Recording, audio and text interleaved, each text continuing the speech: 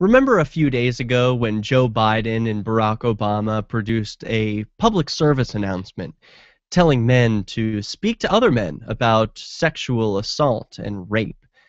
It is a problem in American society, but who is the cause? Well, one recently released confidential State Department cable released by WikiLeaks shows that detainees were raped as an interrogation technique. This story from General Strike USA. On May 30th, 2006, a joint Iraqi inspection of an Iraqi detention facility discovered more than 1,400 detainees in squalid, cramped conditions, many of whom were illegally detained. Prisoners displaying bruising, broken bones, and lash marks. Many claim to have been hung by handcuffs from a hook in the ceiling and beaten on the soles of their feet and buttocks. 37 juveniles were held. Here are the pictures of some of their beatings. You can see a young boy with both of his eyes blacked out. He's clearly been smacked in the face. He's clearly been hit in his head. And he doesn't appear to be more than 5 years old. Here's some injuries on an older man's buttocks. The story continues. Rape and sexual abuse, primarily of young teenagers, was also widespread. A number of juvenile detainees, read the cable, alleged that interrogators had used threats and acts of anal rape to induce confessions and had forced juveniles to fellate them during interrogations.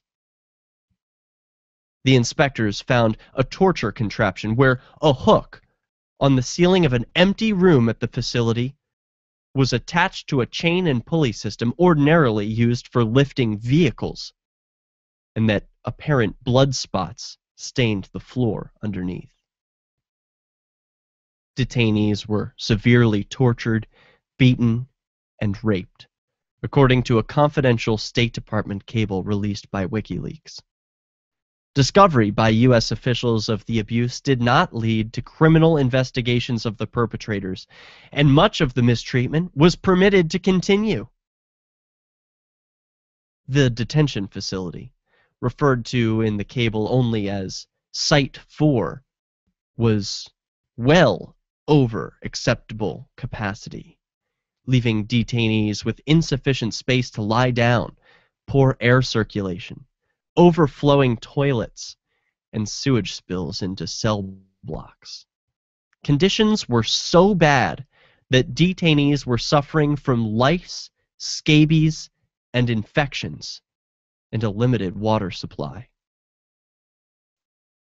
The Iraqi Ministry of Interior officials put forth a bad apple explanation to U.S. inspectors, claiming that only three interrogators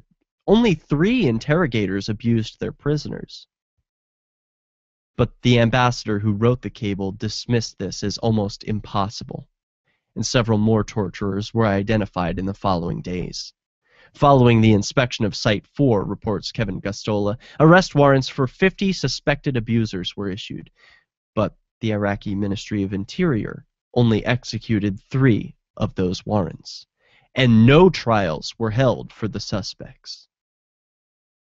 Although the ambassador who wrote the cable made strict recommendations to initiate criminal investigations and release illegally held detainees, no thorough accountability was ever applied to the case of Site 4.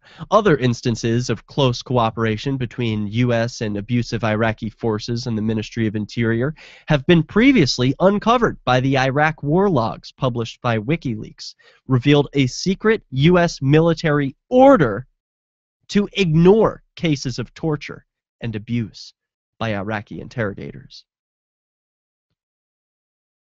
Here are some more of the pictures of this abuse ongoing.